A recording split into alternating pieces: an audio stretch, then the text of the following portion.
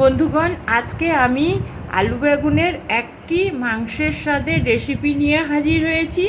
আর এটা খেতে দারুণ ভাত রুটি পরোটার সঙ্গে।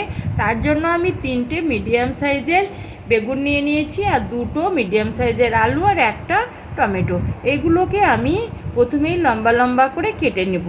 যেগুলো আলুগুলো লম্বা লম্বা করে, আর বেগুনগুলো যেহেতু ছোট ছিল, মিডিয়াম ছিল, ওগুলোকে লম্বা করে কেটে নিয়েছি। এবার আমি গ্যাসের মধ্যে কিছুটা সর্ষের তেল দিয়ে দিলাম।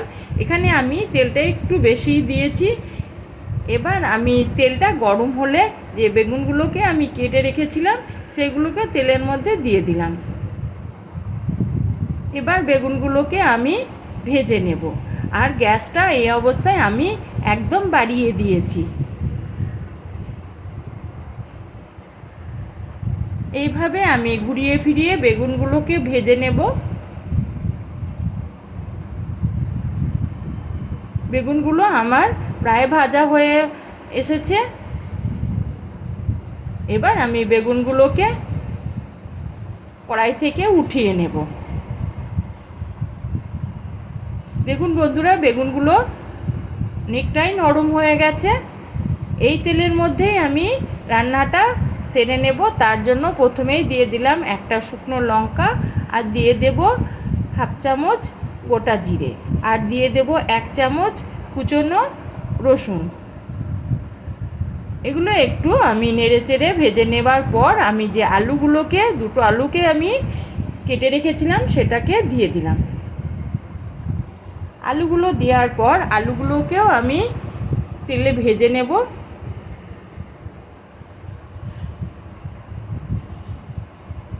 আর এখানে আমি দিয়ে দিলাম অল্প একটু লবণ, তাহলে আলুগুলো তাড়াতাড়ি সেদ্ধ হয়ে যাবে। এভাবে ঘুরিয়ে ফিরিয়ে আমি আলুগুলোকে লাল করে ভাজবো। তার জন্য আমি একটু ঢাকা দিয়ে এটাকে ভাজবো। অন্যদিকে আমি মশলা রেডি করে নেব। তার জন্য নিয়ে নিলাম 1 চামচ আদা বাটা। এখানে আমি রসুন বাটা নেব না। হাফ চামচ গুঁড়ো হলুদ গুঁড়ো, আর হাফ চামচ লঙ্কার গুঁড়ো, আর হাফ চামচ নিলাম ধনে গুঁড়ো, আর হাফ চামচের একটু কম জিরে গুঁড়ো, আর নিয়ে নিলাম মিট মশলা হাফ চামচ। এবার এখানে একটু জল দিয়ে দেব, দিয়ে আমি একটা মশলা রেডি করে রাখবো।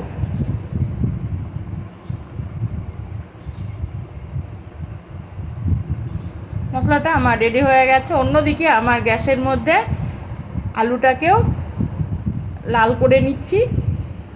আলুটাও আমার প্রায় লাল হয়ে এসেছে।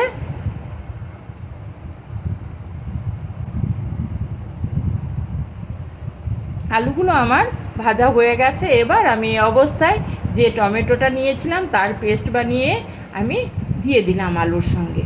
এবার আমি আলুর সঙ্গে টমেটোটাকে বেশ কিছুক্ষণ এইভাবে কষিয়ে নেব, যাতে টমেটোর কোনো কাঁচা গন্ধ না থাকে। বন্ধুরা, আমি এখানে কোনো পেঁয়াজের ব্যবহার করব না।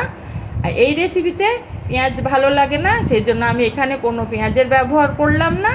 এবার আমি টমেটোটার সঙ্গে ভালো করে কষানো হয়ে গেছে। এবার আমি যে মশলাটা তৈরি করে রেখেছিলাম সেই মশলাটা আমি দিয়ে দেব। মশলাটা দেওয়ার পর আমি আলুটাকে মশলার সঙ্গে ভালো করে একটু সময় নিয়ে কষিয়ে নেব। এটাকে আবারও আমি ঢাকা দিয়ে বেশ কিছুক্ষণ কষিয়ে নেব। বন্ধুরা, আমি মধ্যে একবার নেড়েচেড়ে দিয়েছিলাম যাতে তলা ধরে না যায়। আমার সমস্ত জলটা শুকিয়ে এসেছে। এবার আমি আবারও একটু জল দিয়ে দিলাম। আলুটাকে আমি ভালো করে কষিয়ে নেব। আর এই অবস্থায় আমি দিয়ে দেব পরিমাণ মতো, অর্থাৎ হাফ চামচের একটু কম চিনি, আর দিয়ে দিলাম হাফ চামচের একটু কম কাসুরি মেথি। এটা দিলে অসম্ভব একটা সুন্দর খেতে লাগে বন্ধুরা। আর চিনিটা দেওয়ার জন্য এই যে তরকারির ব্যালেন্সটা রাখবে। এইভাবে ঘুরিয়ে ফিরিয়ে আমি আলুটাকে ভালো করে কষিয়ে নিলাম। এবার এখানে আমি দিয়ে দেব, আমার কষানো হয়ে গেছে, এবার আমি দিয়ে দেব জল।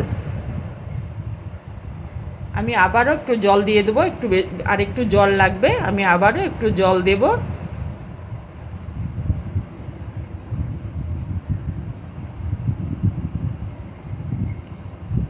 এবার এটাকে ঢাকা দিয়ে আমি মিনিট 5 রান্না হতে দেব। 5 মিনিট পর আমি ফিরে এলাম, আবারও আমি নেড়ে চেড়ে দিচ্ছি। এবার চেক করে নেব আমার আলুগুলো সেদ্ধ হয়ে গেছে নাকি। আমি চেক করে নিলাম, লবণ একটু কম লাগছে, সেই জন্য আমি পরিমাণ মতো আবারও লবণ দিয়ে দিলাম।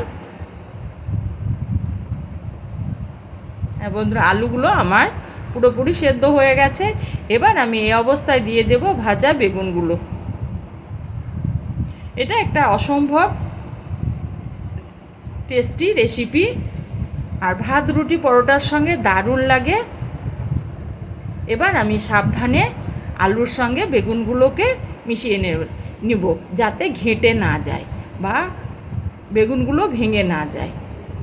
এভাবে আমি খুন্তি দিয়ে ভালো করে বেগুনগুলোকে আলুর সঙ্গে মিশিয়ে নিলাম। এবার আমি 3টে চেরা কাঁচা লঙ্কাকে দিয়ে দিলাম। কাঁচা লঙ্কাটা দেওয়ার পর আমি গ্যাসটাকে এবার কমিয়ে দেব, দিয়ে আবারও ঢাকা দিয়ে কিছুক্ষণ রান্না করব। মিনিট 3 পর আমি ফিরে এলাম,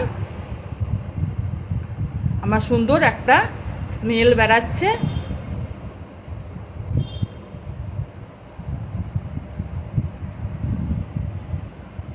এবার আমি এখানে দিয়ে দেব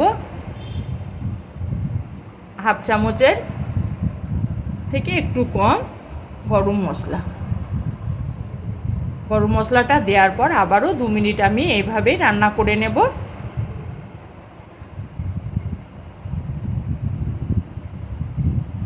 আমার আলু বেগুনের রেসিপিটি রেডি হয়ে গেছে। এবার এটাকে ঢাকা দিয়ে কিছুক্ষণ রেস্টে